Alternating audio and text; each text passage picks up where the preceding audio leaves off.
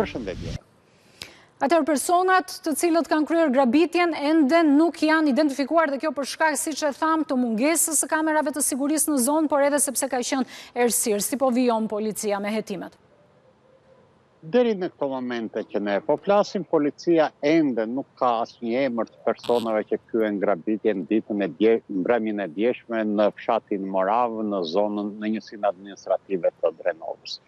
Policia gjatë orëve të natës ka shoqëruar rreth 20 persona, kryesisht ata me precedent penal të mëparshëm, por ende nuk ka arritur të shkojë tek autorët e kësaj grabitje.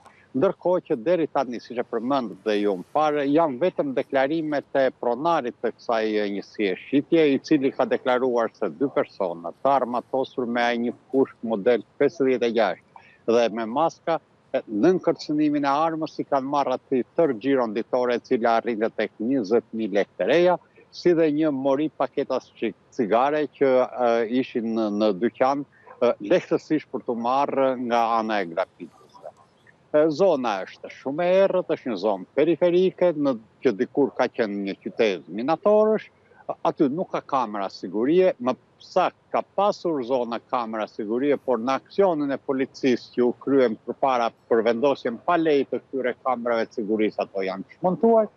Zona është tepër e errët, ka shumë shtëpi të pabanuara ku mendohej fillimisht se mund të jenë fshehur grabitësit, pasi policia menjëherë pas marrjes denonsimit vendosi postablloqe në hyrje dhe të dalje të kësaj ish-qytete minatorësh, por ende nuk ka arritur tek një emër. Të dyshuar ka, pasi mendohet se grabitësit do të jenë përdorues të lëndëve narkotike, jo sa grabitës profesionistë, pasi po të ishin profesionistë nuk do gjeni edhe këtë njësi shitje që xhiron ditore nuk i kalonte 20.000 lekë. Ndërkohë identifikimi varet vetëm nga identikiti që është bërë nga pronari. Vetëm nga deri tani kemi vetëm deklarimet e pronarit, por vështirësia qëndron në faktin se ata kanë qenë të maskuar, pra as edhe një tipar nuk ka vënë re pronari. Ne biseduam jashtë kamerave pasi ai kishte një tronditje shumë të rëndë psikologjike. Ai deklaroi se vetëm një herë ju hodhi vështrimin grabitësve të cilët i kishin drejtuar një armë të gjatë, që sipas përshkrimit i bëhej fjalë për një armë gjysmë automatike model 56 dhe në mënyrë të dukshme ju është bindur të gjitha urdhrave që i kanë dhënë grabitësit. Pra kemi vetëm këtë deklarim dhe asgjë tjetër. Ndoshta nga hetimet e policisë, nga dëshmitë që ata do të marrin në vazhdim, mundet të shkojnë tek në një të dyshuar kryesor për të ngushtuar rrethën e dyshuarve, po deri tani asnjë gjë nga këto kemi. Ka pasur krime të ngjashme në zonë?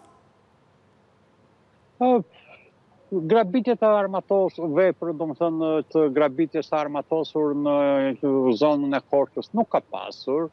Domethënë ka vite të shkuara mund ka ndodhur një e ngjashme ku pati dhe një viktim, por që këto 10 vitet e fundit po themi që nuk ka pasur grabitje të armatosur.